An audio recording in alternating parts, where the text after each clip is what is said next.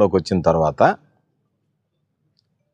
అక్రమ కేసులు బనాయించడం అనేటువంటిది ఆనవాయితీగా మారిపోయింది. ఈరోజు వైఎస్ఆర్ కాంగ్రెస్ పార్టీకి సంబంధించి సాధారణ స్థాయి నాయకుడి దగ్గర నుంచి శాసనసభ్యులుగా, మంత్రిగా గత ప్రభుత్వంలో పనిచేసినటువంటి వాళ్ళందరినీ టార్గెట్ చేసి ఒక పథకం ప్రకారం వాళ్ళని చిత్రహింసలకు గురి చేయడం అనేటువంటిది దురదృష్టకరమైనటువంటి పరిణామం. కావలిలో 2 సార్లు శాసనసభ్యుడిగా ఉన్నటువంటి వ్యక్తి రామిరెడ్డి ప్రతాప్ కుమార్ రెడ్డి గారు ఇప్పటికే అనేక రకాలైనటువంటి కేసులు నమోదు చేయడం, ఇటీవల ఒక 307 కేసు పెట్టడం, మరలా నిన్న ఎమ్మెల్యే గారి మీద హత్యా ప్రయత్నానికి ప్రతాప్ కుమార్ రెడ్డి గారు ప్లాన్ వేశారు అని చెప్పని ఆయన్ని ముద్దాయిగా ఎఫ్ఐఆర్లో చూపించడం జరిగింది. ఎవరైనా రామిరెడ్డి ప్రతాప్ కుమార్ రెడ్డి గారి వ్యక్తిత్వం, మనస్తత్వం తెలిసినటువంటి వాడు మర్డర్ చేసేటువంటి స్థాయి ఉండాలా? అటువంటి పనులు చేసేటువంటి వ్యక్తి ఆయనకి పాపం దాంట్లో ఏమన్నా అలవాటు ఉందా? పోనీ ఒకవేళ ఎమ్మెల్యే గారిని హత్య చేయాలనేటువంటి ఆలోచన ఉంటే ఎవరూ లేనటువంటి క్వారీ దగ్గరికి పోయి ఆయన ఏమి చేస్తే ఆయన మీద హత్యక పథకానికి ప్లాన్ చేసినట్టు అనేటువంటిది ఒకసారి ఆలోచన చేయాల్సినటువంటి అవసరం పోలీసుల మీద ఉంది. ఎందుకంటే దొంగతనం చేసినా, దొంగ మాటలు చెప్పినా అతికినట్టుగానే ఉండాలి. కనీసం నీ ఇంటి దగ్గరికి వచ్చి డ్రోన్ ఎగరేసారయ్యా హత్యా ప్రయత్నానికేనంటే అర్థం ఉంటుంది.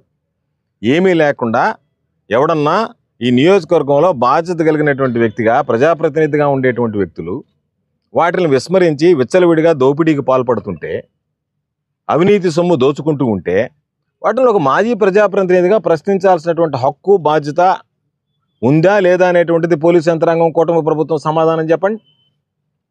ఈరోజు అక్కడ అక్రమ మైనింగ్ జరుగుతుంది, ఇల్లీగల్ క్వారింగ్ చేస్తున్నారనేటువంటి సమాచారం ఉంది.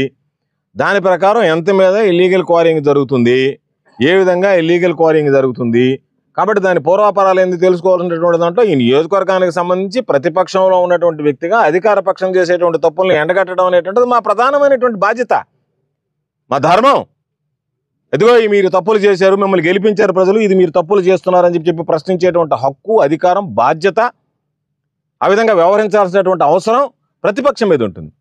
ఆ పరిస్థితుల్లో ఎక్కడన్నా అవినీతి జరిగితే ఒక్క ఈ ఎమ్మెల్యే మైనే కాదు, ఎక్కడ ఎవరు అవినీతికి పాల్పడ్డా ఈరోజు ఇసుక దోసుకుంటున్నారు, బూడిద దోసుకుంటున్నారు, మట్టి దోసుకుంటున్నారు, గ్రావెల్ దోసుకుంటున్నారు, క్వారింగులు చేస్తున్నారు, ఇంకా రకరకాలైనటువంటివన్నీ చేస్తున్నారు. ఆ చేసేటప్పుడు మిమ్మల్ని, మీరు చేసేటువంటి తప్పులు ప్రజలకు ఎత్తి చూపించడం మీరు చేస్తున్నారు. ప్రజలు మిమ్మల్ని ఏదైతే నమ్మకంతో, విశ్వాసంతో ప్రజలకు సేవ చేస్తారని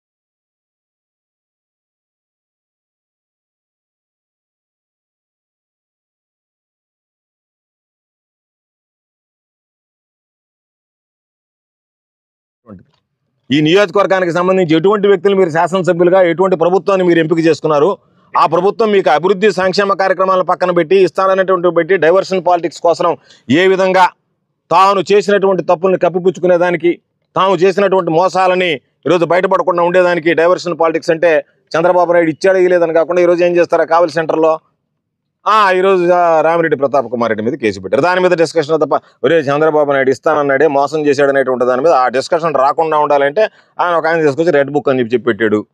రెడ్ బుక్ పరిపాలన అని చెప్పి తీసుకొచ్చి కొత్తది, ఎప్పుడు రెడ్ బుక్ అనేటువంటిది ఎక్కడ లేదు, కొత్తగా చూసాం మనం. మహనీయుడు బిఆర్ అంబేద్కర్ గారు రాసినటువంటి రాజ్యాంగం. ఈరోజు పాపం ఆయన బహుశా ఇటువంటి పోలీసు వ్యవస్థ ఉంటుందని చెప్పి ఆయన ఊహించి ఉండడు. ఎందుకంటే పోలీసుల పాపం నిష్పక్షపాతంగా వ్యవహరిస్తాడని చెప్పి రాశాడు ఆయన మహనీయుడు. ఆయన కనుక ఇటువంటి వాళ్ళు ఉండాలంటే పోలీసులు మామూలుగా మీ రాజ్యం, మీ ప్రభుత్వం, మీ పరిపాలన నడుస్తుందని చెప్పి అనుకుంటున్నారా? ప్రభుత్వాలు మారవా? ఏ ప్రభుత్వం శాశ్వతం కాదనేటువంటి విషయం మీకు తెలియదా? 2024 దాకా వైఎస్ఆర్ కాంగ్రెస్ పార్టీ లేదా, 2024 తర్వాత ఈ కూటమి పాలన లేదా, 2029 తర్వాత మరలా ఈ కూటమి పాలన కొనసాగుతుందని మీకు ఏమైనా గ్యారంటీ ఉందా? ఈరోజు చూసేటువంటి పరిస్థితుల్లో ఇప్పటికే ప్రజలు అయ్యో తప్పు చేశాం, ఎప్పుడు అవకాశం వస్తుందో జగన్మోహన్ రెడ్డి గారిని మరలా ముఖ్యమంత్రిని చేయాలనేటువంటి ఆలోచన స్పష్టంగా సంవత్సరం రోజుల్లోనే బయటపడింది. కాబట్టి అటువంటి నేపథ్యంలో నేను చెబుతున్నా, మీరు చేసేటువంటి ఈ పనులు అనేటువంటివన్నీ కూడా రేపు దాదాపుగా శాపాల్లాగా పరిణమిస్తాయి, మీ వెంటాడతాయి. కాబట్టి వీటిల్లో ఎక్కడా కూడా అటువంటి పనులు చేయొద్దు అని చెప్పినని చెబుతున్నాం. దానికి సంబంధించి దాదాపుగా ఈరోజు ₹1,00,00,000 స్కామ్ జరిగింది. లెక్కల ప్రకారం చూస్తే 800 కోట్ల రూపాయల మనీ స్కామ్ అని చెప్తున్నారు. ఆ సుబానీ మనీ స్కామ్ అనేటువంటిది 800 కోట్ల రూపాయలతో కూడుకున్నటువంటి స్కామ్ అని చెప్తున్నారు. అటువంటి మనీ స్కామ్ జరిగితే దాని గురించి మాట్లాడకూడదా? మాట్లాడితే ఎమ్మెల్యే ఉంటాడు కాబట్టి మాట్లాడతాడు కాబట్టి మేము కేసు కడితే మామూలుగా దీనికి సంబంధించి ఎంత మేర అవినీతి జరిగిందని నేను చేస్తున్నాను. ఎక్కడన్నా గ్రావెల్ తీసినా ఎక్కడన్నా లేదన్నా తీస్తే దాన్ని మామూలుగా లాంగిట్యూడ్స్ లాటిట్యూడ్స్తో సహా ఆ లొకేషన్ మ్యాప్ పెట్టి ఇదిగో ఇక్కడ ఇంత జరిగింది, అవినీతి జరుగుతుందని చెప్పి చూపిస్తాం.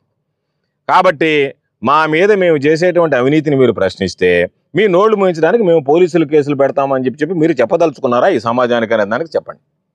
ఈరోజు పోలీసులు చూస్తే వాళ్ళ వ్యవహార శైలి చూస్తే నేను అనుకుంటున్నా 2029తో పాపం ఉద్యోగ ధర్మాన్ని నిర్వర్తించి 2029తో మా పని అయిపోతుంది అనుకుంటున్నారేమో తెలియదు. మరీ నెల్లూరు జిల్లాకు సంబంధించి ఈ నెల్లూరు జిల్లాలో ఉండేటువంటి ఎస్పీ కృష్ణకాంత్ వచ్చిన తర్వాత నిద్ర లేచి పేపర్ చూడాలంటే భయం వేస్తుంది. ఎవడు చచ్చిపోయాడా, ఎవడిని హత్య చేశారా, ఎవరి మీద దాడి చేశారా, ఎవరు మానభంగం అయ్యారా, లా అండ్ ఆర్డర్ మెయింటైన్ చేయడంలో నిల్లు, అబద్ధపు కేసులు పెట్టడంలో ఫుల్లు. కాబట్టి అందులో మారలేదని చూస్తున్నారు తప్ప ఎందుకు పోయిందా ఎందుకు పోలేదా అనేటువంటి ఊరు చూడలేదు. అందుకని ఎక్కడ నలుపు ఎక్కడ తెలుపు అనేటువంటిదే నేను డైవర్షన్. ఎక్కడ నలుపు ఎక్కడ తెలుపు అనేటువంటి దాని మీద మాట్లాడుతున్నారు తప్ప పొరపాటు ఎక్కడ జరిగింది అనేటువంటిది మాట్లాడలేకపోతున్నారంటేనే అర్థమైపోతలేదా పరిస్థితి ఏ విధంగా ఉందనేది. అందుకని చెప్పి వీడు చేసేంత నలుప తెలుపు అనేటువంటిదే తప్ప వాస్తవం అవాస్తవం అనేటువంటి చూసేటువంటి పరిస్థితులు లేకపోవడం మన దౌర్భాగ్యం, దురదృష్టం.